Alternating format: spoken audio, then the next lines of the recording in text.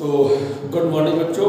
देखिए हमने अपने इस स्कूल में क्लास के दौरान ऑफलाइन कक्षाओं के दौरान हमने अध्याय 9 पढ़ लिया था, है ना। अध्याय 9 हमारा समाप्त हो चुका था। सभी कॉपी तैयार कर लीजिए सभी लोग आप। और आज हमें स्टार्ट करना है नया अध्याय। इसका नाम है अध्याय 10 और अध्याय का नाम है व्रत।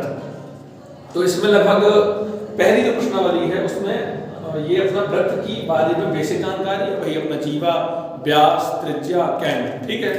तो आज हम केवल अध्याय 10 में जो महत्वपूर्ण टॉपिक है जो हमने छोटी कक्षाओं में शायद अच्छे से नहीं पढ़ा और अगली कक्षा यानी कक्षा 10 में बहुत ज्यादा काम आने वाला है, तो उन टॉपिक्स के नाम है त्रिज्यखंड और वृत्तखंड।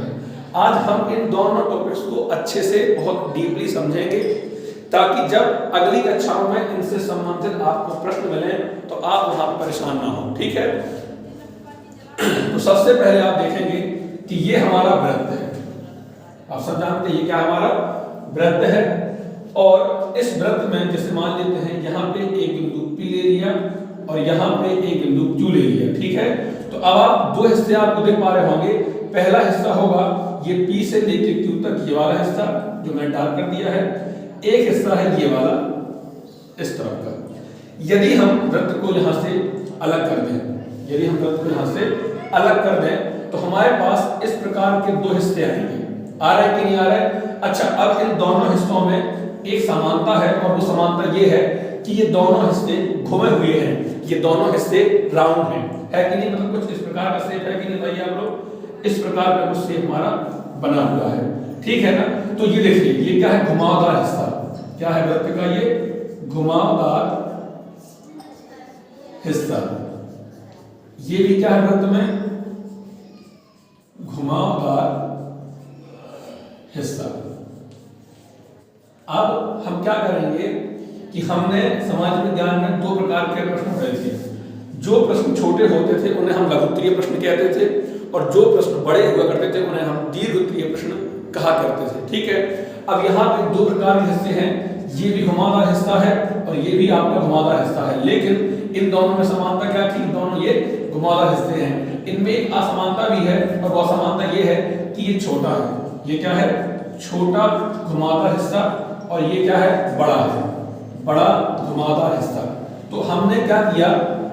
सबसे पहले वृत्त लिया, यहाँ पे बिंदु P लिया, यहाँ पे Q लिया, यहाँ से वृत्त को अलग कर दिया।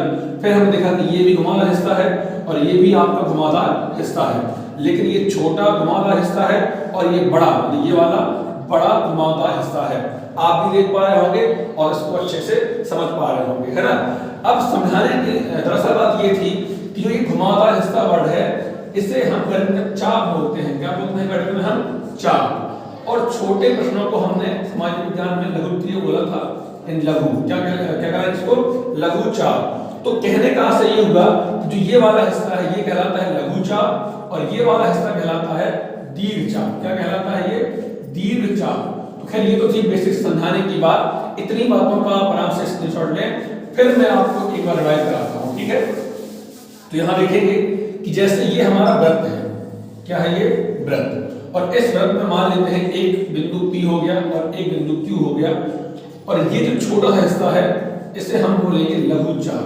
क्या बोलेंगे आज हम से? लघु चाप। और इसी प्रकार का घुमावदार हिस्सा जो कि इस वाले हिस्से से बड़ा है उसे आज से हम बोलेंगे दीर्घ चाप। क्या बोलेंगे आज से हम? दीर्घ चाप। तो ये सी समरी बात समझाने की आपको, ठीक है। तो ये आपका लघु चाप है और ये आपका दीर्घ चाप है। इस बात को अच्छे समझ लीजिए क्योंकि इन बातों को समझने के बाद ही आप त्रिज्यखंड को समझ पाएंगे। तो फिर से आप देखेंगे, अब आते हैं त्रिज्यखंड की ओर। ये रहा हमारा वृत्त और ये रहा हमारा केंद्र, ठीक है ना। अभी हमने क्या किया कि इस केंद्र से ये हमने त्रिज्या बना दी। इसका नाम O था, इसका नाम मान लीजिए A है। ये हमने केंद्र से फिर एक त्रिज्या बना दी, इसका नाम B है। और अब आप ध्यान से देखोगे तो ये क्या है? त्रिज्या है। ये क्या है? त्रिज्या है। और ये क्या है? लघु चाप। क्या है ये? लघु चाप। तो ये OAB को आज हम क्या बोलेंगे? त्रिज्यखंड। तो लिखेंगे त्रिज्यखंड क्या है? पहले मैं लिख देता हूं आपके लिए, फिर मैं समझाता हूं आपको, ठीक है। त्रिज्यखंड क्या है? त्रिज्याओं त्रिज्या व चाप से घिरा क्षेत्र, त्रिज्या व चाप से घिरा क्षेत्र, उसे हम क्या बोलेंगे? आज से त्रिज्यखंड बोलेंगे। एक बार फिर सुन लीजिए, देखिए ये क्या है आपकी त्रिज्या और ये क्या है आपका चाप। तो दो त्रिज्या और चाप से ये वाला एक क्षेत्र करके आ गया है, तो इस क्षेत्र को आज से हम कहेंगे त्रिज्यखंड। क्या कहेंगे? त्रिज्यखंड। तो परिभाषा क्या बनी? त्रिज्या और चाप से घिरा क्षेत्र त्रिज्यखंड कहलाएगा। अब हम ध्यान से देखें तो ये त्रिज्या, ये चाप क्या बन गया? त्रिज्यखंड। ये त्रिज्या और ये वाला चाप क्या बन गया? ये भी क्या है? त्रिज्यखंड है। तो ध्यान से देखिए, लघु चाप जो कि ये वाली है प्लस त्रिज्या क्या बनाएंगे मिलके? लघु त्रिज्यखंड। मिलके क्या बनाएंगे? लघु त्रिज्यखंड। इसी प्रकार दीर्घ चाप प्लस त्रिज्या ये मिलके क्या बनाएंगी? दीर्घ त्रिज्यखंड। क्या बनाएंगे? ये दीर्घ त्रिज्यखंड। हो गया टॉपिक। फिर देखिए कि मतलब चाप और त्रिज्याएं मिलके जो एक क्षेत्र बनाएंगी उस क्षेत्र को हम बोलेंगे त्रिज्यखंड। लेकिन अब हम जानते हैं चाप दो प्रकार की होती है, ये वाली लघु चाप है और ये वाली दीर्घ चाप है। तो त्रिज्याएं यदि लघु चाप से मिलकर क्षेत्र बनाती हैं तो उसे हम बोलेंगे लघु त्रिज्यखंड, और त्रिज्याएं यदि दीर्घ चाप से मिलकर क्षेत्र बनाती हैं तो उसे हम बोलेंगे दीर्घ त्रिज्यखंड। ठीक है ना? अभी देखेंगे वृत्तखंड क्या है। तो ये हमारा सर्कल है और ये केंद्र है। अच्छा, इससे क्या बोलेंगे? एक बार सोचें, AB को हम क्या बोलेंगे? AB को हम बोलेंगे वृत्तखंड। क्या बोलेंगे भैया? AB को हम बोलेंगे, AB को हम बोलेंगे जीवा। AB क्या है हमारी? AB तो है हमारी जीवा।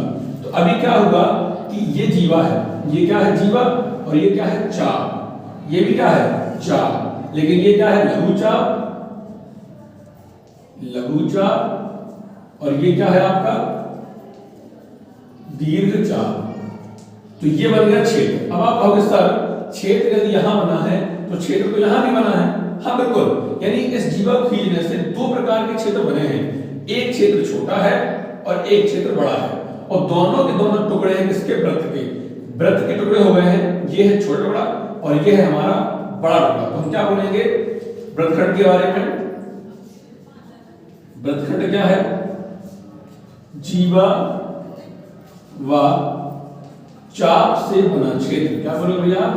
जीवा व चाप से बना क्षेत्र। जीवा व चाप से बना क्षेत्र क्या कहलाएगा आपका? हमारा ये कहलाएगा हमारा वृत्तखंड। लेकिन अब वही कहानी है कि यदि लघु चाप, मतलब ये लघु चाप और ये जीवा, ये लघु चाप और ये जीवा, हम केवल कितनी बात करें? लघु चाप प्लस जीवा की बात करें तो वो क्या बन जाएगा हमारा? लघु वृत्तखंड। क्या बन जाएगा? लघु वृत्तखंड। अब ये क्या भाई? ये जीवा और ये दीर्घ चाप। ये जीवा और दीर्घ चाप, तो यहां लिखेंगे हम दीर्घ चाप प्लस जीवा मिलके क्या बनाएंगे? दीर्घ वृत्तखंड। क्या बनाएंगे? ये दीर्घ वृत्तखंड। ठीक है ना? तो ये रहा इन दोनों के बारे में संक्षिप्त ज्ञान। आप आराम से स्क्रीनशॉट ले लीजिए और इसको नोट जरूर करिए, क्योंकि 10वीं में इससे संबंधित प्रश्न हैं। तो एक बार फिर दोहराते हैं कि देखिए, यदि चाप और त्रिज्याओं से क्षेत्र बना है तो उसे हम बोलेंगे त्रिज्यखंड। अब यदि त्रिज्याएं और लघु चाप है तो लघु त्रिज्यखंड, त्रिज्याएं और दीर्घ चाप है तो दीर्घ त्रिज्यखंड। इसी प्रकार जीवा और चाप से जो क्षेत्र बनेगा उसे हम बोलेंगे वृत्तखंड। यदि जीवा और लघु चाप है तो लघु वृत्तखंड, जीवा और दीर्घ चाप है तो दीर्घ वृत्तखंड। ये रही आज की क्लास। रुकिए थोड़ा सा, आपसे थोड़ी सी बात करनी थी। बात ये है कि कल से हम प्रमेय चालू करने वाले हैं। कल से हम प्रमेय पढ़ने वाले हैं इस अध्याय की।